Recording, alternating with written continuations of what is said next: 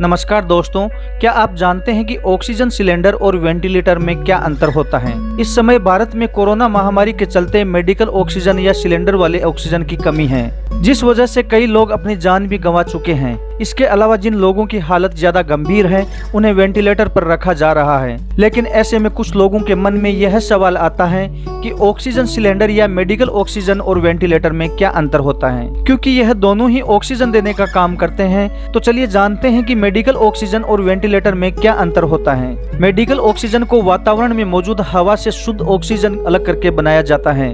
आप सभी यह तो जानते ही हैं कि हवा में 21% ऑक्सीजन, 78% नाइट्रोजन और 1% अन्य दूसरी गैसें जैसे क्रिप्टॉन, जिनॉन, हीलियम, नियॉन और धूल या मिट्टी के कण जैसी अशुद्धियां होती हैं। अब क्योंकि हवा में सिर्फ 21% ऑक्सीजन है तो मेडिकल इमरजेंसी में इसे उपयोग में नहीं लाया जा सकता। इसलिए मेडिकल ऑक्सीजन को लिक्विड फॉर्म में एक खास तरीके से बड़े बड़े प्लांट में तैयार किया जाता है। मेडिकल ऑक्सीजन को बड़े बड़े प्लांट में बनाया जाता है। इस प्रोसेस में हवा को फिल्टर किया जाता है जिससे कि उसमें से धूल मिट्टी को हटाया जा सके। इसके बाद हवा को कंप्रेस किया जाता है। इन गैसों का बॉइलिंग पॉइंट काफी कम तो होता है लेकिन अलग अलग भी होता है।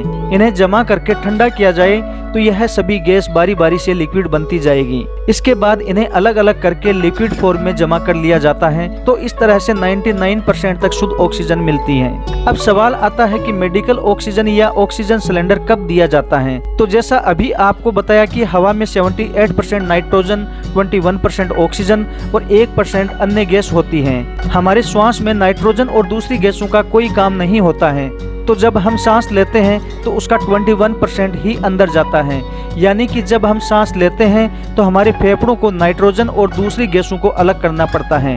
लेकिन फेफड़े ये काम तब ही कर सकते हैं जब वो पूरी तरह से स्वस्थ हों।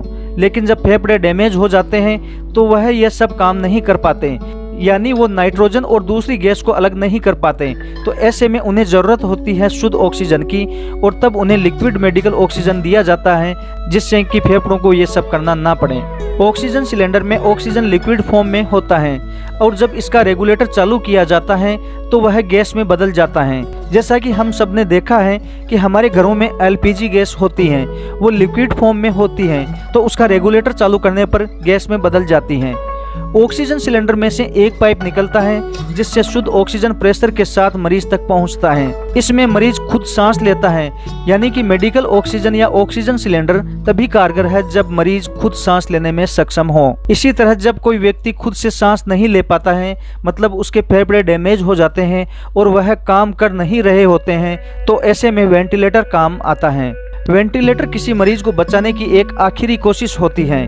वेंटिलेटर को मैकेनिकल वेंटिलेटर भी कहते हैं। ये एक मशीन होती है जो कि पल्स रेट, ऑक्सीजन लेवल, ये सभी चीजें बताता है। वेंटिलेटर सिर्फ मुंह तक ही ऑक्सीजन नहीं भेजता है बल्कि यह फेफड़ों तक ऑक्सीजन पहुंचाने का काम करता है।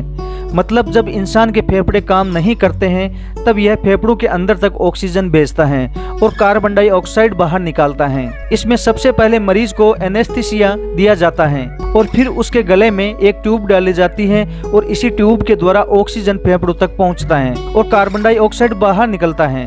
अब हम जानते हैं कि ऑक्सीजन सिलेंडर और वेंटिलेटर में क्या अंतर होता है। जब मरीज को सांस लेने में दिक्कत होती है तो उसे मेडिकल ऑक्सीजन दिया जाता है, लेकिन जब मरीज सांस नहीं ले पाता तो उसे वेंटिलेटर पर रखा जाता है। मेडिकल ऑक्सीजन मरीज के मुंह तक एक ट्यूब और मास्क के जरिए पहुंचता है, जबकि वेंटिलेटर प्रेशर के साथ फेफड़ों तक ऑक्सीजन पहुंचाता है और कार्बन डाइऑक्साइड निकालता है। वेंटिलेटर लगाना भी एक मुश्किल काम होता है जबकि ऑक्सीजन सिलेंडर देना आसान होता है। ऑक्सीजन सिलेंडर में बिजली की सप्लाई की जरूरत नहीं होती, लेकिन वेंटिलेटर में बिजली की जरूरत पड़ती है। वेंटिलेटर में एक पाइप गले में डाला जाता है जो फेफड़ों तक ऑक्सीजन पहुंचाता है, जबकि ऑक्सीजन सिलेंडर से पाइप और मास्क के जरिए ऑक्सीजन मरीज तक पहुंचता है।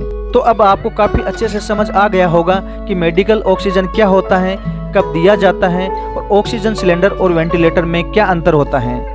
इसी तरह की रोचक जानकारी के लिए एसएसएन मीडिया चैनल को आज ही सब्सक्राइब कर बेल आइकन पर क्लिक करना ना भूलें और वीडियो को ज़्यादा से ज़्यादा शेयर करें। धन्यवाद।